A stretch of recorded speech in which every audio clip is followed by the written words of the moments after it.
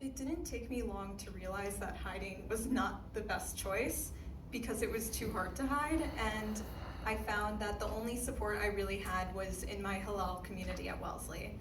I lost so many friends. I started college on September 2nd or whatever it was of 2023.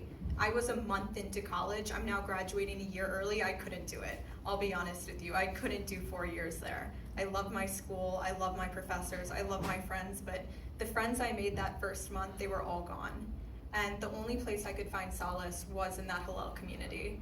And it made me so proud to see that there were other people who continued to wear their Stars of David, the upperclassmen. And that was honestly what moved me. And now I'm the president of my Hillel. I hope I'm one of the most visibly Jewish students on campus. I really hope that's true. And I don't want any more students to transfer out of Wellesley. I want it to become a better place for Jewish students, and if not me, then who was going to do it? Powerful, really powerful. Yes, applause, please. One more thing, and before we go back to Jacki, that one of my biggest worries is this idea. It actually came up recently that a friend expressed over lunch on Friday. He said, "My biggest worry is that that fewer Jews will want to remain committedly Jewish, and that actually, ironically, will be an achievement of Hamas."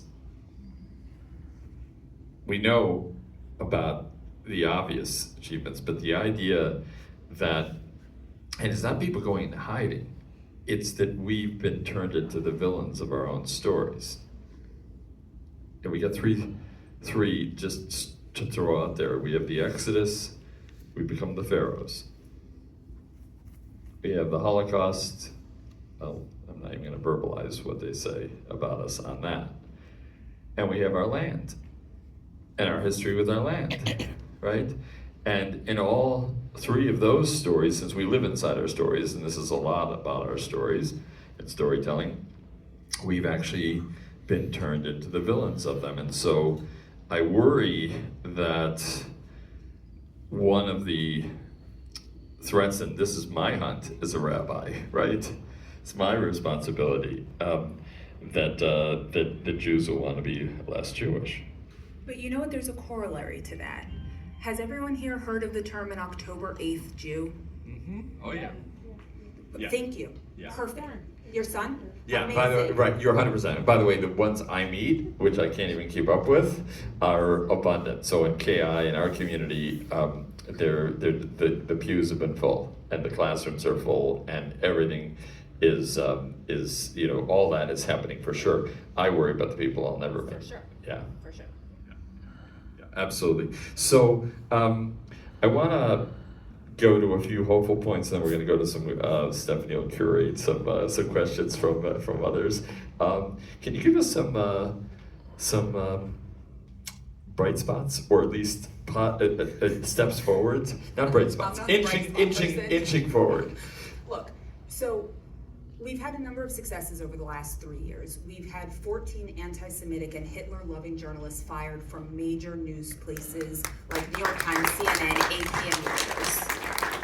We have been the target of hit pieces by Iranian press TV, Hezbollah News, and Hamas News. Wow. You're making it big. Making it big, have to pay for a lot of security, but we are getting their attention. They understand that we are effective. We've had Reuters producers do podcasts talking about the fact that they're aware that we are watching them. So there is something to be said for that.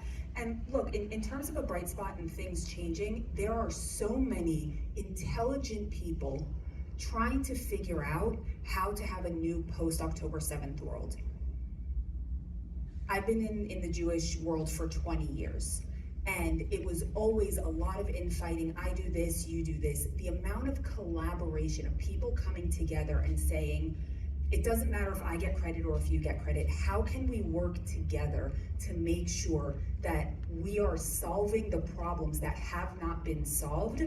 I have a lot of hope from that angle. So there really are a lot of incredible things happening. Look, just in terms of social media and the people who want to learn, one of the things that we've done is track who's following us, who's sharing our stuff. There are so many Hollywood actors and actresses and producers and directors who will never say anything, and they shouldn't get credit for being pro-Israel by any means, but who very quietly like us and share our stuff. People are out there looking for the truth, and what we've seen, at least over the last week, and I would venture to say over the last month, is a little bit of a turn in public opinion of everyone hating us to saying, wait a second, the pro-Palestinian people are still marching. Wait a second, we don't really understand why they're still being so vitriolic. So I think that the more information we put out there, so that if they see 9 horrible videos, at least the 10th video will be something introducing a new point of view. We have to take small wins where they are. Yeah.